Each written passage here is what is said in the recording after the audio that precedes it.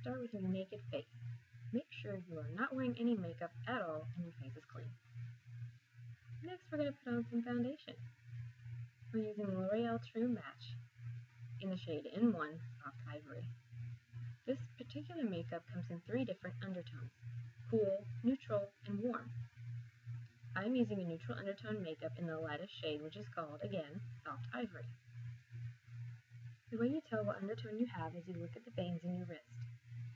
If you have completely blue veins in your wrist, you have a cool undertone. If they're sort of tealish green color, you have a warm undertone. And if you have a mix of the two, you have a neutral undertone, like I do. This foundation I find has a medium coverage, which is good for covering acne scars, freckles, and some acne blemishes. I always like to give my cheeks and my forehead a little bit of extra coverage because I tend to get red in those areas. I really do like this foundation. I would recommend it. It offers a lot more colors than most other foundations do because you can pick based on your undertone, and there are tons of shades for each undertone. So it truly does match, which is of course why it's called True Match. As you can see here, it does a really good job of evening out my skin tone. I had a bunch of redness before and a bunch of little acne scars, and I had a couple blemishes on my chin as well, but it's covering those exceptionally well. It matches exceptionally well because it matches my undertone. Here, I'm trying to get my hair out of my face, and it's not working too well, and then I'm trying to hold it back and put it on, and it's not going to happen. But, you know, I'm sure all of us with side-swept bangs have the same problem, so I just kind of have to stick the brush under my hair and make it work like that. Like if you have that problem. Now I'm doing my nose, and as you can see, the freckles are starting to disappear, so this is a pretty good foundation as far as coverage. And it's not heavy, and it's not cakey. And we're still blending, and brushing, and blending. I'm using small downward strokes, as you can see. This avoids streaking and gives you an even application. Now I'm going to use my concealer, which is another L'Oreal True Match product, and the shade is N1, 2, and 3. This means that this is a neutral tone concealer that will work for shades 1, 2, and 3. And as you can see here, I have applied it in a half moon under my eye, directly on my under eye, and now I am dotting it just under that, on top of that circular bone that runs under your eyes. If you've ever felt it when you're patting concealer in, that's what that is. And I find that adding it there brightens your eye more and conceals better than just applying it on the skin of the under eye. And yes, I'm using a very strange finger. I swear I'm not trying to flip anybody off. It's just this is my preferred finger for patting in concealer. Most people use their ring finger, but really, you just need a finger. And you can see the difference between the two sides of my face. Definitely brightened by a lot. I tend to get really horrible under eye circles because I'm a student, you know, I don't sleep very much, and I tend to not hydrate myself as much as I really need to. Both are things that can help you avoid dark circles. Make sure you drink lots of water and get plenty of sleep, and there it is. And now I'm going to use Maybelline Fit Me Blush in Medium Coral. I'm applying it with a Bare Minerals Flawless Face Brush. Definitely not what this brush is meant for, but it does this really well, so I see no problem with it. And I got too much on accident, so I'm kind of rubbing it. But that's not a worry for me because when I apply my translucent face powder, I can buff it out a little bit more and it'll blend a lot better. And as you can see, I am blushing now. This is really for a medium skin tone, but I feel it looks better on fair skin. And as well, you can see I'm applying blush kind of weird, both on the apples and in the area of contour, just because I feel like this looks a lot more natural than just on the apples of the cheeks. And I'm working on it a little bit. Still working. Don't have it quite there.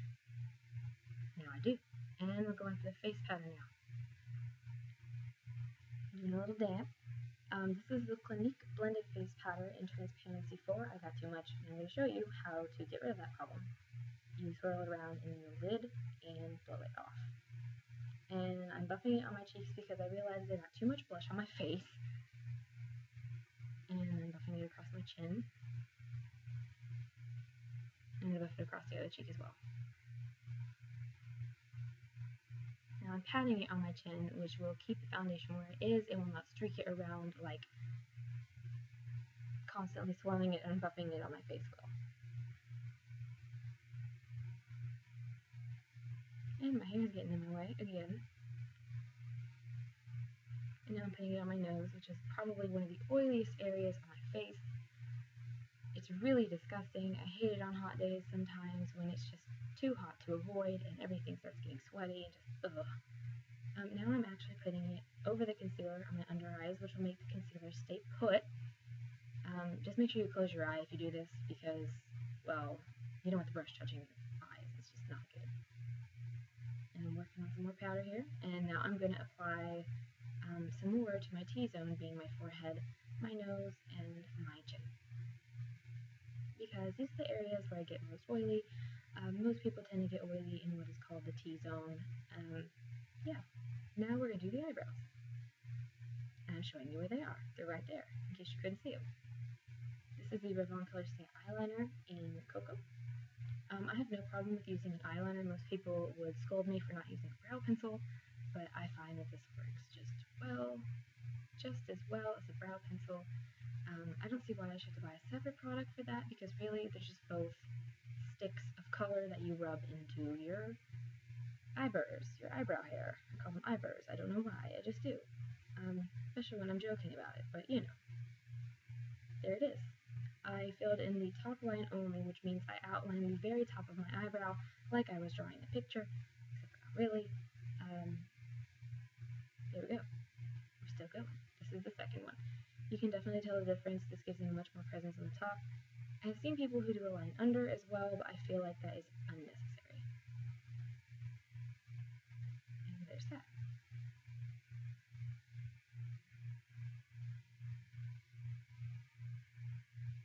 Now we're going to move on to the powder.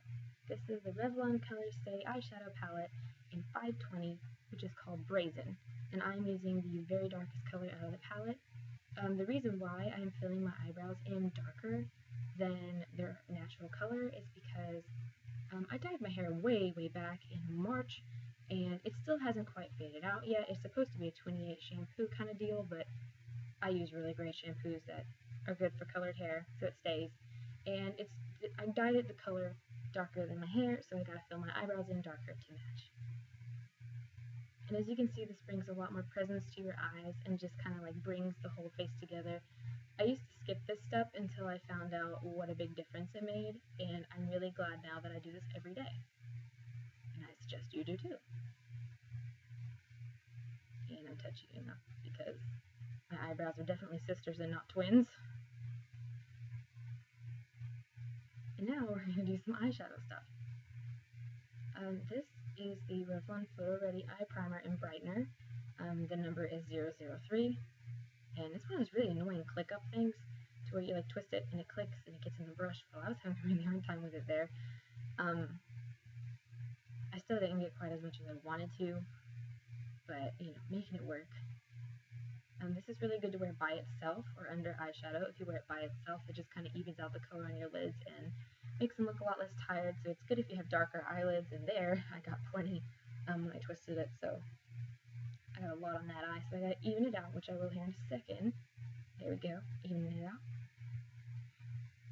And it's also really good under eyeshadow.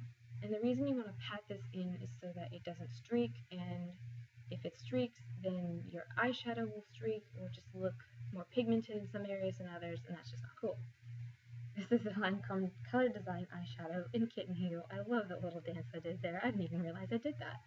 Anyway, so I'm applying it on my eyes with my fingers because I don't like to use brushes. Brushes are product hogs, especially with this eyeshadow, and I love to make this eyeshadow last as long as I can because, honestly, I don't like spending $20 on it, but I have to color it. It's just so beautiful. It's this really lovely peachy color with gold shimmer in it, and it's good for almost any eye color. And I just love it. It's perfect for all of my natural looks that I like to do, and I like to wear it almost every day if I wear any eyeshadow. Now we're going to curl and do mascara. My very scary tool of torture there. That looks really painful, I'm sure, to most people, but it really is not that painful at all. What I'm doing is I'm just clamping down on my eyelashes and rotating my hand backwards into my eye socket. It looks like it hurts and it sounds like it hurts, but it doesn't. You're not going to like rotate it all the way back to where you're like touching the very back of your eyeball, because it's just crazy. I'm only rotating it back just a little bit. It definitely adds to the curl and makes it work a lot better.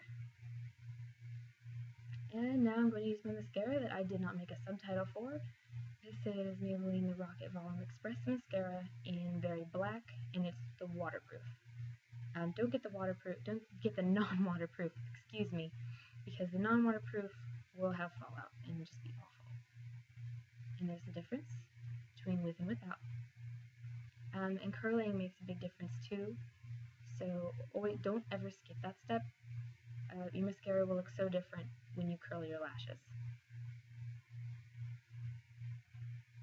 And I don't use eyelash cards. I never have. I don't know why. It's probably a good idea. I feel like it takes an extra like 5 seconds to put that up to my face, and I just don't have time for that. You know, doing the bottom lashes, I always tilt my face as far down towards my chest as I can, so that way I don't touch my under eyes with it, and it works. I always put it on my under eyelashes because it gives you this wonderful, really open-eyed, almost doll look. And as you can see, curling your lashes and using mascara really opens your eyes. Now, as a last step of all of it, I am using a Clinique Chubby stick to do my lips. I always do my lips last, and this is the Chubby stick in 6, which is Roomiest Rose. As you can see here, I'm paying a lot of attention to my Cupid's bow, and doing this will definitely make your lips look a lot fuller and exaggerate your Cupid's bow just a little bit, and it just gives your lips a wonderful, beautiful shape. So I always advise that you give it a little bit of extra attention. See, you see what a difference that makes? And this is the posing part, the part I'm not quite used to yet, so this is really awkward. That's probably the weirdest thing I have ever done in my life. Listening to yourself do a voiceover is definitely one of the strangest things ever, as well as watching yourself put on makeup, because, I mean, technically you do kind of watch yourself in the mirror while you put your makeup on, but definitely you don't watch yourself recorded doing your makeup. All in all, before I edited it, it took about 15 minutes, almost 16 or 17. It was a lot, especially because I had to switch products, and of course I had to, like, you know, show you my face after certain steps and be like, oh, look at my face, it's fabulous. It was really creepy. I'm sorry for everyone who's creeped out by that. But, it's basically just a little end cap here saying, of course, don't forget to subscribe, like, and comment. Maybe comment with some things you would like to see in the future, or comment with any questions you have about my personal self, like, I don't know, stuff, comments, questions, got it, send it, I'll see it, I'll read it, I'll answer it, and of course, if you like me on Facebook, all that's going to be in the down bar, as well as all the products I use will be in the down bar as well. So, hopefully I can get another video done, maybe next week, maybe next weekend. I'm going to try to choose an upload day. It'll probably end up being Saturday to film and Sunday to put it up. I hope everyone's had a great Labor Day